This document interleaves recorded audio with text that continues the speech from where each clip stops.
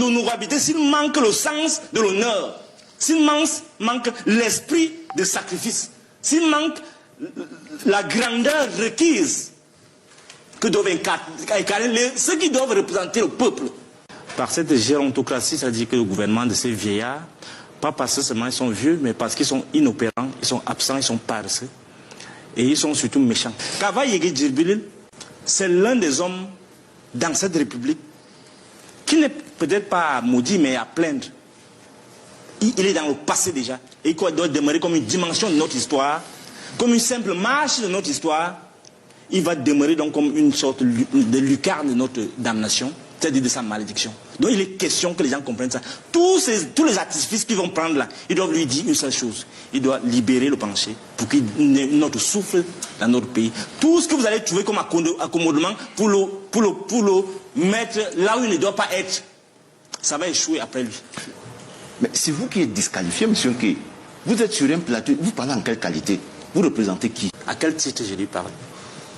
Je suis le carburant de ta conscience. Je suis l'autorité morale, héritier des grands esprits comme Massène Toa, Boussi, Mononjana, tout cela. C'est moi l'héritier, consacré par eux. Donc, je suis comme le conseiller des princes. Et lorsque je parle du président de la République, mon rôle est de le tutoyer. Pour qu'ils comprennent les principes qui doivent toujours renouveler les principes qui doivent guider la République. C'est nous les théoriciens, les penseurs, les philosophes qui avons pensé la République. Ne croyez pas que vous, les opportunistes qui venez là, vous pouvez parler de la République, vous pouvez parler des présidents, vous pouvez parler des ministres au même titre que nous, qui les avons conçus. C'est à ce titre-là que j'ai l'autorité de vous parler. L'autorité morale et intellectuelle de vous parler, monsieur. Docteur Fridolin Nké, bonjour, bienvenue. Merci, bonjour à mes compatriotes.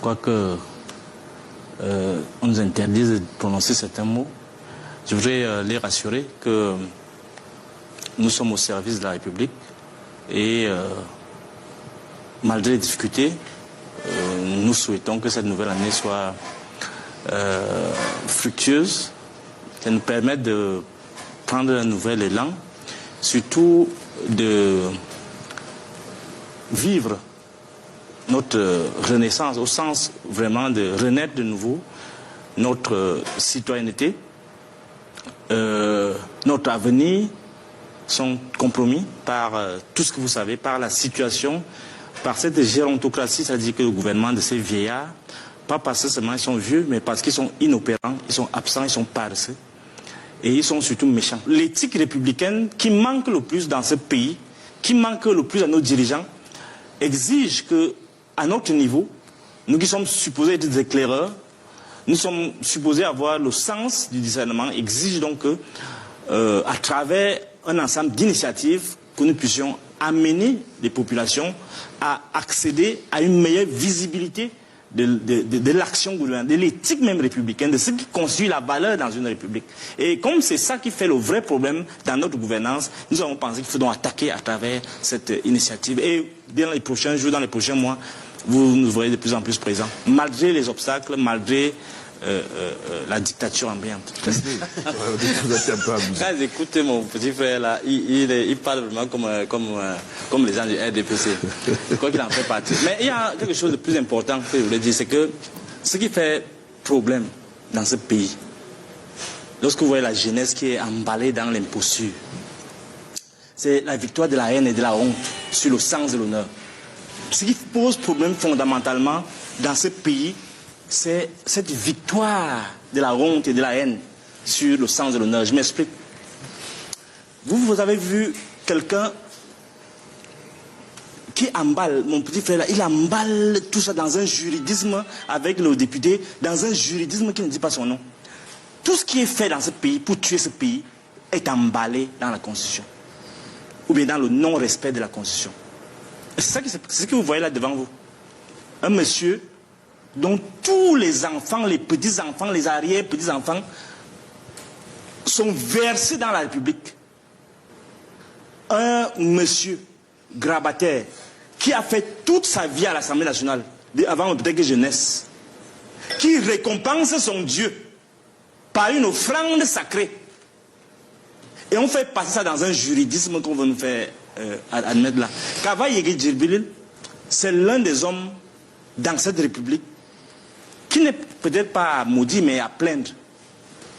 Et quand il décide comme ça, ce n'est pas ce qu'on a dit à les commissions siégées pour le bien, non. C'est que les gens sont dans un processus de remise à zéro des compteurs. Il savait que à tout moment, on peut le bouger. Il a donc décidé que non. Comme 2025 arrive, il faut qu'il fasse tout pour se maintenir au pouvoir. Monsieur Bengono a dit là tout à l'heure que, en référence à la France, il a osé parler de Louis XIV. C'est-à-dire, il a osé. C'est-à-dire, pour moi, c'est un sacrilège. C'est-à-dire, comparer notre situation, comparer le grand architecte de la France, Louis XIV, le roi Soleil. Pourquoi on n'a pas dit palais Louis XIV? Non, par scrupule. Il y a les gens qui ont le sens de l'honneur, le sens du scrupule. Et on décide, bon, c'est pour ta fille. Non, les grands hommes n'ont pas besoin de ça. D'ailleurs, je peux vous dire, malgré toutes les précautions que vous allez prendre, vous avez dit tout à l'heure, M. Justin Noir, que quand ils vont être au pouvoir, ils vont faire ce qu'ils veulent, ils vont construire l'autre. Non, on va débaptiser ça. Lorsqu'on sera au pouvoir, si bien ne comprend pas qu'il doit rester comme une dimension majeure de l'histoire de notre pays, en s'en allant, s'il vous plaît, laissez-moi expliquer. Parce qu'il y a ce risque. L'histoire est dialectique. L'histoire avance. Actuellement, nous sommes dans un carrefour de notre avenir. On s'en parle. Si M. Biya ne comprend pas, et c'est turiféraires, tous ces gens qui créent des choses pour le louanger, pour le déifier, ils ne comprennent pas que le leur Biya là doit rester comme... Il est dans le passé déjà. Et qu'il doit demeurer comme une dimension de notre histoire, comme une simple marche de notre histoire. Il va demeurer donc comme une sorte de lucarne de notre damnation, c'est-à-dire de sa malédiction. Donc il est question que les gens comprennent ça. Tous les artifices qu'ils vont prendre là, ils doivent lui dire une seule chose. Il doit libérer le penché pour qu'il y ait notre souffle dans notre pays. Tout ce que vous allez trouver comme accommodement pour le mettre là où il ne doit pas être, ça va échouer après lui. Voilà. Juste vraiment un seul mot. C'est une opinion. Comme je vous en ai dit les vôtres. Je vous donne la parole justement pour... Mais c'est vous qui êtes disqualifié, monsieur Nkei. Vous êtes sur un plateau, vous parlez en quelle qualité? Vous représentez qui? Vous ne représentez personne. Je vais vous répondre. Vous représentez une association qui n'a même pas encore été légalisée. Vous dites que légalisée de fait. Vous représentez qui? Vous ne représentez personne. Le président Biya représente le peuple camerounais, élu par le peuple camerounais, le seul élu du peuple camerounais. Je vais répondre. Au suffrage universel. Et il n'a pas à dégager, c'est pas vous qui le dégagez. C'est pour ça qu'on vous dit d'aller aux élections. Parce que dans une république, les démocrates vont aux élections pour se faire élire. Vous voulez que le président Biya dégage pour aller... S'il vous plaît, vous laissez terminer. Attendez tranquillement le moment des élections, monsieur Nkei. Je n'ai pas regardé la cérémonie, pas par mépris pour le président, parce que j'étais occupé avec mes porcs. C'est plus important.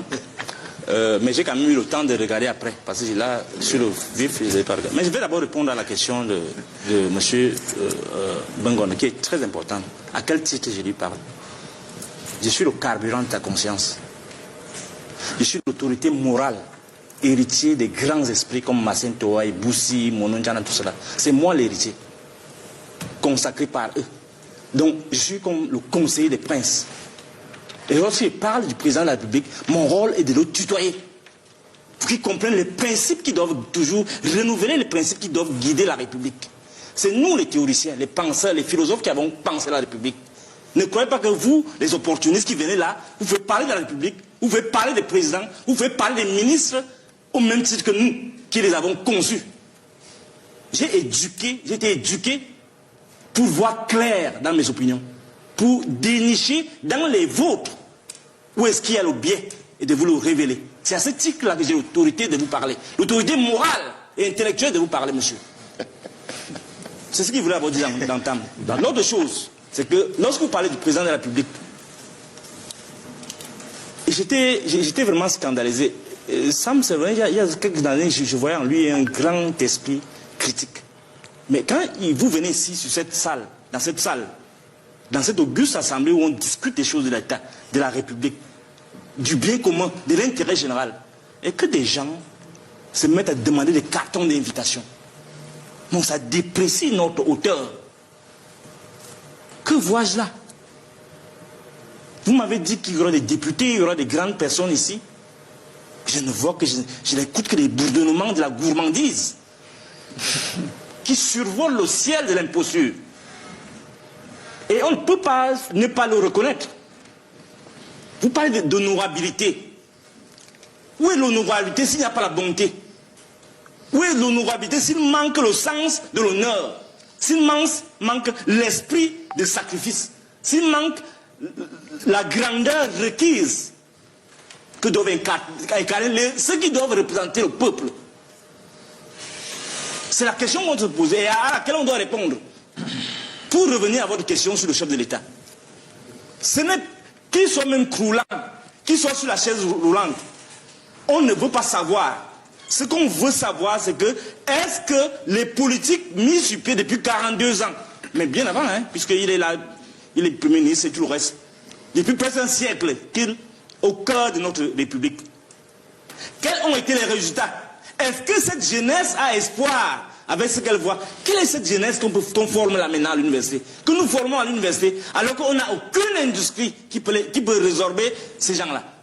Et on vient me dire ici que le président est debout, il travaille à quoi? À l'inertie, à rien. Et on ne doit pas s'offusquer de ça, parce que si tu dis ça, tu ne respectes pas le président. Est-ce que le président vous a dit qu'il a besoin qu'on le respecte? Il a besoin qu'on suive ses directives. Et lui-même dit que personne ne suit ce qu'il dit. Ça veut dire qu'il s'est entouré des incompétents. Il a créé un culte païen à travers lequel on va célébrer son nom alors que nous tous sommes morts. Voilà la République dans laquelle nous sommes actuellement. On ne peut donc pas s'empêcher de dire à vous autres qui venez ici claironner, jouer aux obligés, que ce n'est pas le sport qui nous intéresse. Ce n'est pas vos trophées que vous manipulez avec Eto'o-Fils qui nous intéresse. Ce qui nous intéresse, c'est que de voir ce pays décoller. Ce qui nous intéresse, c'est voir cette jeunesse avoir espoir. Et ne venez pas énerver les gens avec une image qu'on fabrique dans les bureaux de la présidence. Et on nous impose comme le chef de l'État. Le chef de l'État, il est fatigué. Il vous dit qu'il est fatigué, mais on l'amène à continuer à travailler.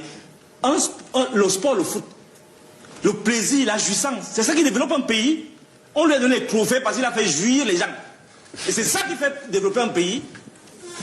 Merci. Il faut arrêter ça. Merci, docteur. Je m'excuse parce que quand on ménage, je deviens incontrôlable. Vous êtes excusé. Oui, merci beaucoup. Donc, on espère que vous allez être contrôlable maintenant. Au million de spectateurs, je demande mes excuses. Mais je voudrais revenir, avant de répondre à cette question-là, qui vraiment est très importante.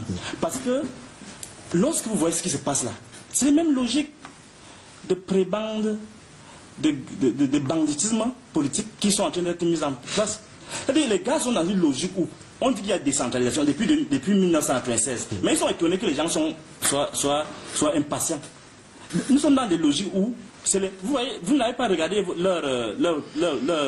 les personnes qui désignent pour être conseillers régionaux.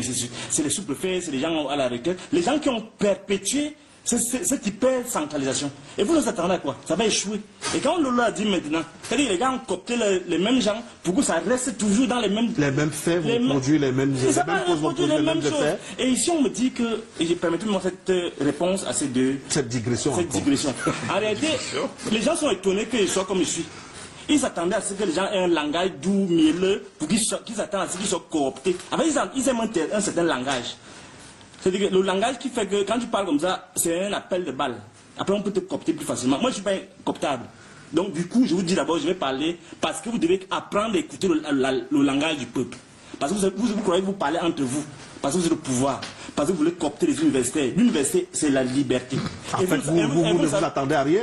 Moi, je ne m'attends à rien. Je suis même bien comme ça. Tout le monde veut être ministre, pourquoi?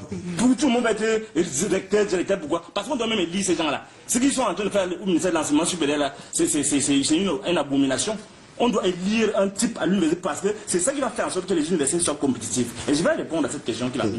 Il dit que je ne comprends rien à l'université. Je dois vous dire, professeur, vous aimez trop les grades ici à l'université. Moi, j'ai été recruté par le ministère des Affaires étrangères français quand je venais de terminer ma thèse pour conduire une étude sur 12 pays Parce qu'ils sont habitués à se vanter, à montrer qu'ils ont des diplômes sans compétences. Au ministère des Affaires étrangères, en France, je le dis en Mondovision, personne ne fait même ça.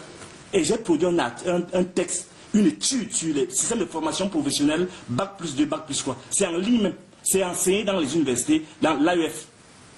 Allez, regardez seulement quelle fédérance, étude contextuelle en maths. Il est à côté ici, il ne connaît rien. Parce que je suis étonné que les gens soient si incompétents. C'est tout. Et ça me révolte.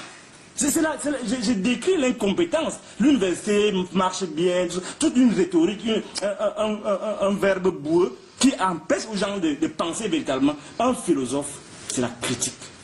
Et chez nous, il n'y a pas de grade. Mais ici, à l'université, les gens ont cru que la philosophie, c'est un grade. Ils me disent qu'on va m'empêcher d'aller mettre des conférences. Mais vous ne savez pas qu'il y a des gens, les gendarmes, qui terminent major. Major Guyet. Gaillot, il s'en fout. Et il est content parce qu'il fait son travail. Je ne parle pas pour me faire entendre par... Je vous dis que le peuple souffre. Le peuple est même sur le point de vous insulter. Mais moi, je leur dis non. Parlez-leur votre langage. Donc, avec tous les respects, vraiment, je suis bien chargé de cours.